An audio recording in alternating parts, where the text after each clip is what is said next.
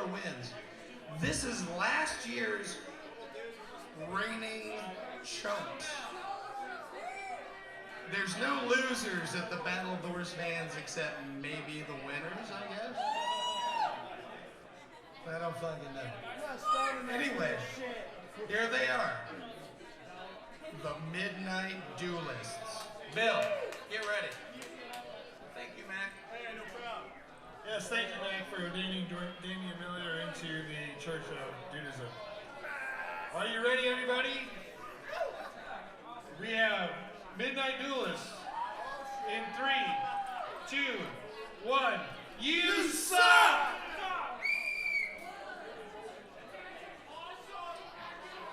Sinners of the brass rail, so we meet again. Since we last saw each other, I have been continuing my life's work to spread lies and mischief across the universe and working on my memoirs. In my travels, I have become troubled by the rising prominence of a once rare phenomenon that now seems a part of the mainstream. I speak, of course, of the beard. You see, in the past, beards were reserved for select masculine food. Spanish inquisitors, lumberjacks, drummers in metal bands, women who work in the circus, etc., etc. But now, even men with mere peas for testicles feel confidence enough to brandish a beard. Morning news anchors, country music singers, White House press secretaries, men who drink PBR even though they can afford not to. This growing prevalence of the beard among the unworthy masses reminds me of another man who bore a beard despite his inferiority. Pause for effect. Jesus Christ! You see, JC was no man's man. Oh no. In fact, he was nothing more than a prima donna. Oh, please spare me, Lord. I don't want to be sacrificed for the sake of all humanity. I'm your only son, blah, blah, blah, blah, blah. As if crucifixion was a bad thing. In my line of work, I've experienced many crucifixion, and let me tell you, if they are anything, they are sexually arousing. The only bad thing about being crucified is that your hands are nailed down, so you can't fondle your nipples and genitalia. But I digress. Let us return to my tireless devotion to disinformation. I must say that even into the 21st century, your species remains quite a gullible one.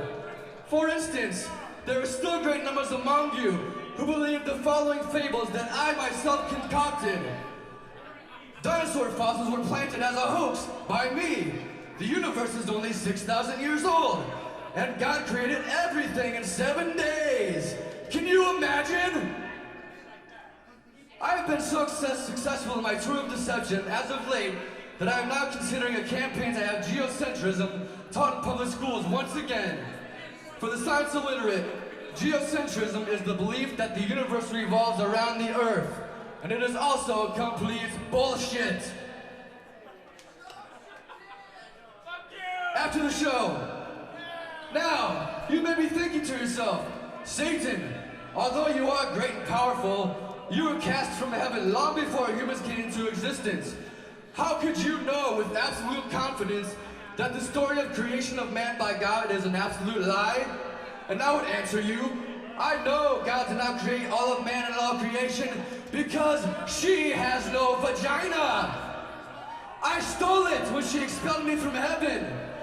Like any other woman's, God's reproductive rights have been appropriated by a man. Observe, here the holiest of holes stands before you. Your God is a woman without a vagina. She's like a plane with no wings, a car with no wheels. You can turn her on, but you cannot have any fun with her. And because God has been rendered by me incapable of insemination or propagation, your existence can be attributed to nothing more than a giant cosmic fart. So, now that you have been enlightened by the wisdom of my immortal words, it is time once again for me and my minions to melt your faces and damn your souls with the blackest black metal that has been heard since the Big Bang bitch slapped the cosmos into creation. Behold,